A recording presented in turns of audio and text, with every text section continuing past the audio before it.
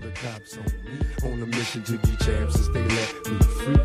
Prepare for combat, my adversaries crumble. Face it, I got a reputation for damage. Busters get ready to rumble. They lock me in a cell, have me trapped in a living hell. Though not guilty, I'm still in jail. Brother, I serve my time like a soldier. Maintain composure. My shadow boxing the fight to the death, busting boulders. Every boxer with a pair of gloves. Best give up love. Here's a man from the makings of a thug. A lethal weapon, mind sharp. And in my heart, there's a wish to shake the world with the flurry of my black fist. Now once a high school dropout, now I'm the $1 million champ. Who's the next to get knocked out? Straight out of Brooklyn and worldwide. Good day, ladies and gentlemen. This is a sick week for both of us. Welcome, iTunes, Stitcher, iPatio, Podomatic, Windows Phone, YouTube. Shit. Come on now, get it together. Get it together. Zoom. Half of the dynamic duo is here. We both are sick as hell. But, you know, this is how it has to go down. So, we're going to get right into it. This past week, Eubank Jr. Quinlan. First and foremost, it was a pretty dominating performance. I mean, it's really nothing to say. That, you know, he handled business. He felt like he was a little bit rusty. I mean, I guess he was rusty against a opponent that he outclassed anyways. So, congratulations on winning the IBO title. He's saying he's ready for to step up, as in the Gale, Golovkin, you know, those types. Let's just say at 168, Saunders. And, well, let's see. I mean, if you say you're ready, you're ready. I won't see it until I actually see it. But I guess if you would go in the order, you probably pick Saunders first, and then DeGale, and then Golovkin. You know, if you were able to pick it. But, you know, I admire his confidence. He is fast. I admire his skill set. I just want to, you know, see how he fares against tougher competition. And that's just how it goes. You know, you're not the man until you beat the man, or until the man ducks you long enough that people say, hey, obviously the man don't want nothing. So, I don't think right now he could say he's being ducked. I think right now he's on the cusp of getting the big fights that he's asking for. So, when he does that, we're going to see how good he is. I mean, he might he might have another level in him. And could be true. Or, you know, we also got to see how he responds to getting cracked or fighting somebody on his level, you know, mentally and physically. But once again, congratulations. A dominating performance. We're going to move on to the next one, though. You know, the next one has to be Collazo Vasquez, right? Man, Collazo hit him with that cash me outside. How about that? Here's the thing. For one, Collazo looked faster than he usually looks. But it was a long time since he last fought. But he looked faster than he did the last time he fought. Last couple of times I saw him fight, actually. Good fight. Really good fight.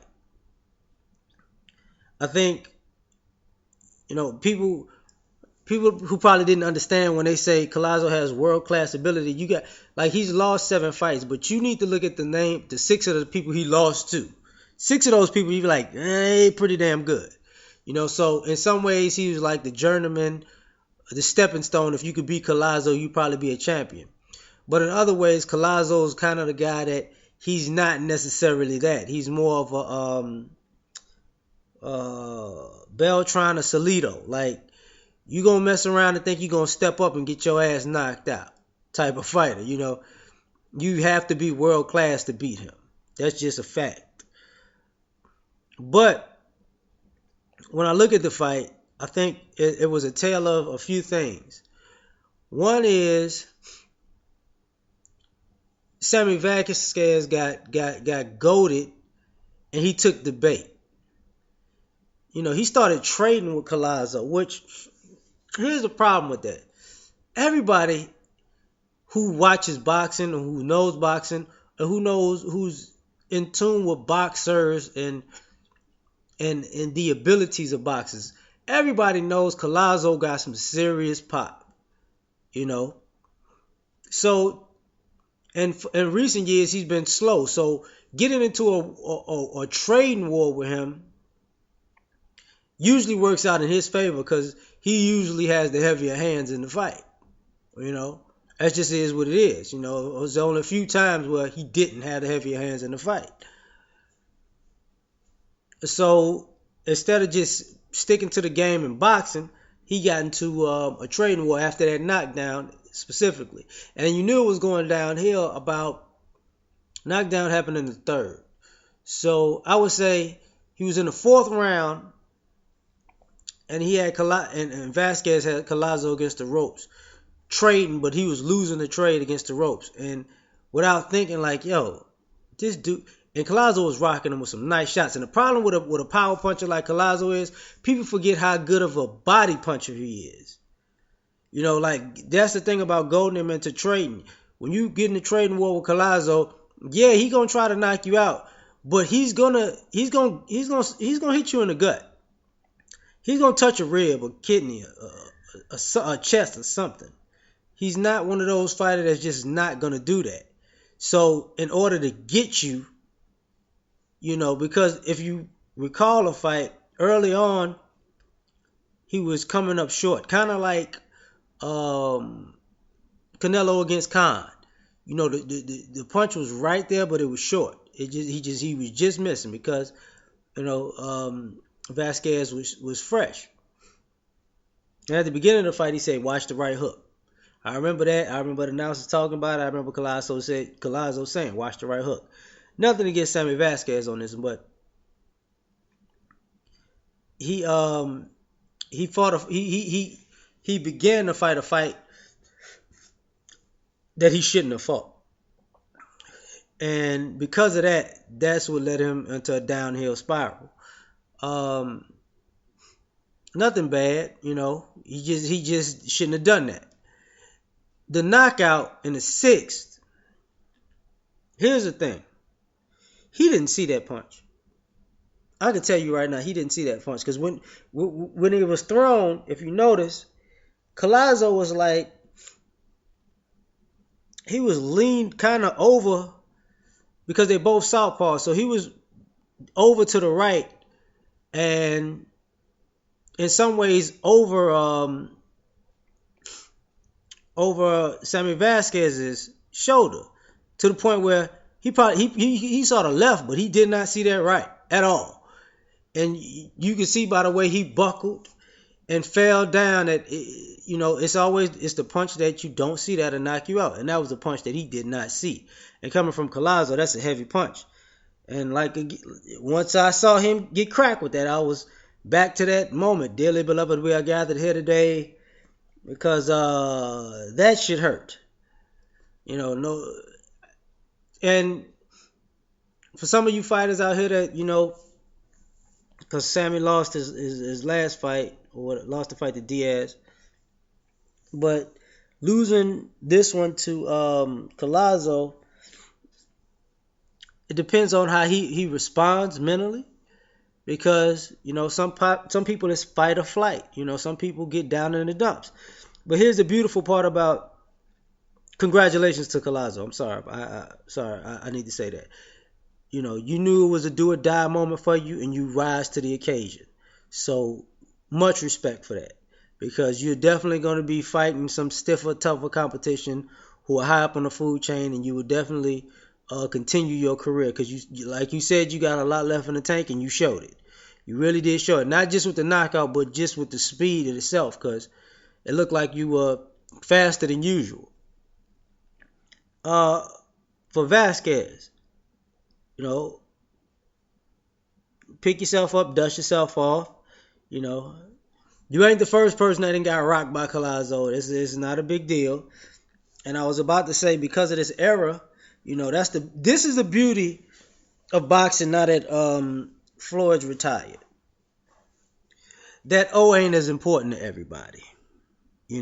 So just because you lost a couple of fights doesn't mean that it's over for you. It just means that you gotta go back to the drawing board and get a couple of wins under your belt again, and then you'll be right back on track. And you can learn from this loss. One of the things you can learn is when to stop trading and when to stop fighting on the inside, because that's really what got the knockout was excessively trading at first and then fighting on the inside. Especially against a heavier handed opponent. Just don't do that to yourself, because you're not gonna, unless you are on the inside and you're landing multiple body shots in your combinations and landing good, short, hard shots on the inside to the body on the inside against a bigger puncher, you kind of wasting your time. You got to get a few good shots in, turn them, get out of there. Just in my opinion. But all in all, great fight. Great card. I'm sure the people in Mississippi liked that. They had a great time because it was an actual great card all the way around. So now that that's done, moving on, right? We're going to talk about the upcoming fights. One of which is Robert Easter just made weight. He just made weight, and how can I say this? I want to say Easter and Rashid Warren is on this card. I can't pronounce the brother's name with the Z's, but I believe that's the card in Ohio, if I'm not mistaken. So, Easter's going to have a hell of a fight. Him and Cruz are going to go at it. And I'm going to enjoy that. Actually, Terrell, was Gosha? He was an Olympic fighter. I always mess up his last name. My apologies. But that's going to be a nice card on bounce. Really going to be a nice card on bounce. Couple of defenses.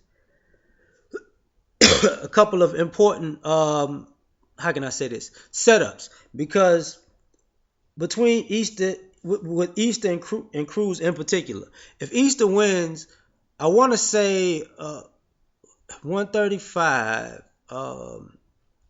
Felix Verdejo just won. So as far as time is concerned, that can be an actual fight to make next for a defense, because I think Cruz is like 15 or something. So I mean, a little low in the rankings for a defense, and all of these easy fights are not cool. I know people want to protect their fighters, but like you said, everybody's fighting everybody. I know this fight was probably made before that statement, but after this fight, we're gonna have to step up the level of competition. Not no disrespect against Easter or Rashid, but at the same time, it all has to do with how good are you gonna be if you never step up your level of competition. I want to say there's another card. There's actually a card in Miami, Oklahoma. Ivan Baranachik, I want to say, versus Abel Ramos. Castillo Williams, Fernandez, Garza the third. That's on Showtime on February the 10th.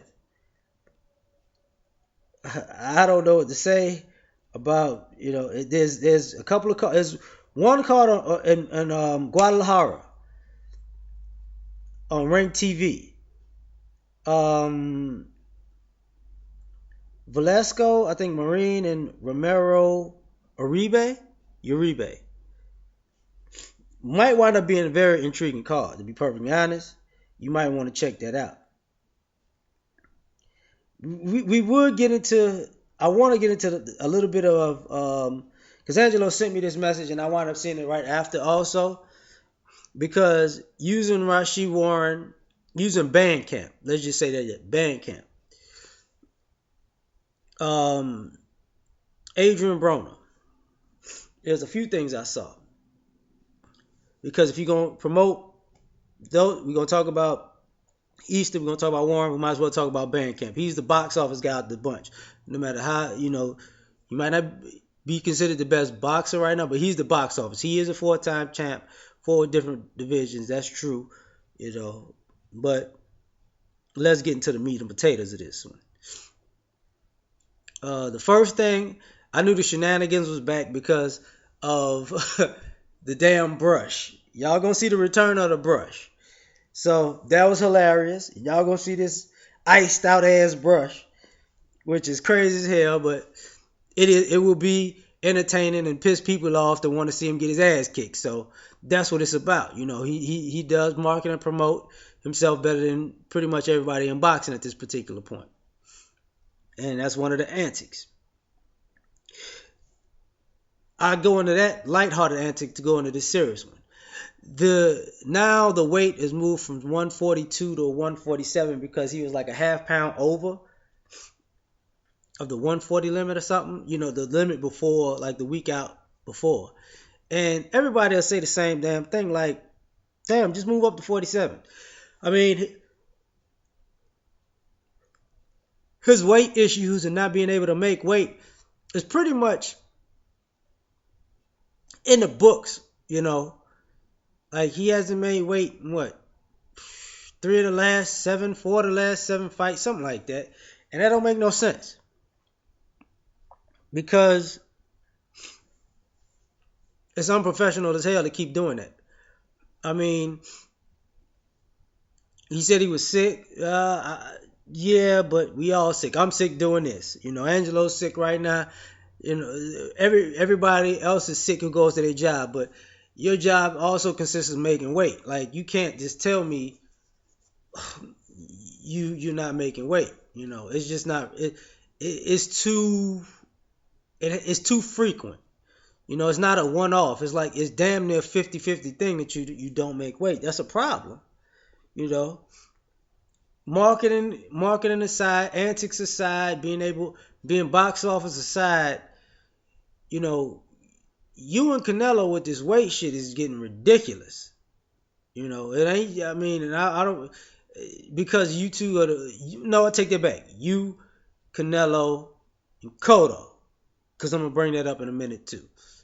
Y'all with this weight shit is ridiculous. Now, you just not making weight. You're having your issues with it because you probably should be at 4'7", which makes more sense. I mean, in some ways, people like maybe he ain't had a power at 4'7" that he did, and I can see that because he was big. Angelo pointed out back in the day he was a whole lot bigger than the people that he fought, and that does happen when you get guys who are bigger than their opponents. Opponents normally, when they pick on people their own size, is just not as much pop in that. But at the same time, let's take Sean Porter, for example. Sean Porter makes weight, and he fought Broner. He fought you at your specific weight. I think he had to train himself a little for that, but he made it, and he was able to perform. He beat you that night. That was fair and square. He pretty much dominated the fight. I ain't trying to throw it in your face. I'm calling it like I see it, though. But he as a professional, he did his job. He did his job as far as making weight. You have to be more professional to make your own weight. Just as real talk. You can't be a 5-time champion in 5 division if you never make the 5th weight. Just it is what it is. Also, they had the little interview that I saw. Damn, I forgot who that was. I apologize, but it was like the Showtime interview when he was talking about his depression or whatever. He's like, you have your good days, you have your bad days, and he had a real bad day going back to that the gun suicide esque type talk. I don't, you know, and I get it. And he was like, he felt unappreciated, and I get it. But you know, unfortunately, you're gonna have to keep those type of days to yourself. Like I'm pretty sure that a lot of fighters feel unappreciated, and I'm pretty sure you have a better history in the books than most of those fighters, and I can understand it. You know, you don't feel like you get the respect you deserve. That's cool, but in some ways you got a very valid point. In other ways you don't, because your road is going to still be looked at easier. Even though to be a 4-time champion in 4 different weight classes, you had to beat 4 different champions, but your competition level is not going to be looked at as the same. You know what I mean? That's the simple fact. You know, that's pretty much what the MO is on that part. Some of your detractors or some of the people hating on you, yeah. Is some of it that you unappreciated, yeah. Is it some hate of the antics too, yeah. But the fact still remains, you know, you still got to beat some top level competition. That's just a fact that remains. Like, you know, that's the only hump in your career. To be perfectly honest, once you beat a top tier fighter, then people will say, okay, we can take him seriously. You know, that's just what it is. Like I said before, speaking of another person, because the Cotto and Kirkland fight is off. I think there talks with Rios about actually stepping into that card, which would be a dope fight. You know, I mean, Mexico against Puerto Rico always rouse up fans, and that's pretty much what it'll do this time too. You know, Rios is always exciting. You know, always a dope fighter. You know, he's a character. He's a real. How can I say this? Rios a real motherfucker, man. That's what it is. He a real motherfucker. Just like, there's nothing but respect for Bam Bam. And if Ortiz don't want to fight and he playing games, I hope he gets that fight with Cotto. You know, payday. Let's see what happens. You got 2 good fighters. You know, who probably gonna go to war. Real talk. You know, and maybe when Kirkland heals up or whatever, he can take on the winner or loser. I really wouldn't give a damn, because all 3 of them could bang when they really want to. So that would be entertaining either way it goes. But like I said, you know, I brought the weight shit up for that, because you know that's the thing with Cotto, is he got on that weight bandwagon too ever since the Maravilla or Sergio Martinez thing. You know, is what it is. Still one of my favorite fighters, but that weight shit just rubs me the wrong way. Just as a fan of boxing, it just rubs me the wrong way. But if y'all can make this fight happen, I'm fucking tuning in. Because I still like Cotto, and I damn sure got respect for Bam Bam Rios. Brandon Rios, a real motherfucker. Just, you know, it is what it is. They had a little bit of a talk with Joshua Klitschko. I think it was wild. It was like, look, you know, don't overlook Klitschko now. This ain't just another day at the office or walk in the park. Klitschko can give you that work, and he's right. But at the same time, you know, this fight is going to be made. You know, it is what it is.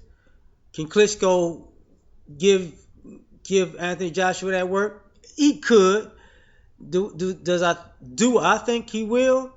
If Joshua comes into the ring as assertive and aggressive as he normally is, he's gonna catch Klitschko a couple of times, because just as big as he is, you know,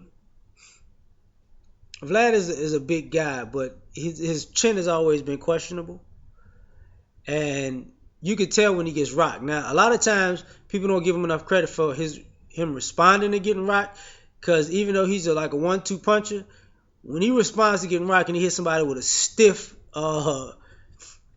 straight across, they feel that shit, and it's evident. They don't like that.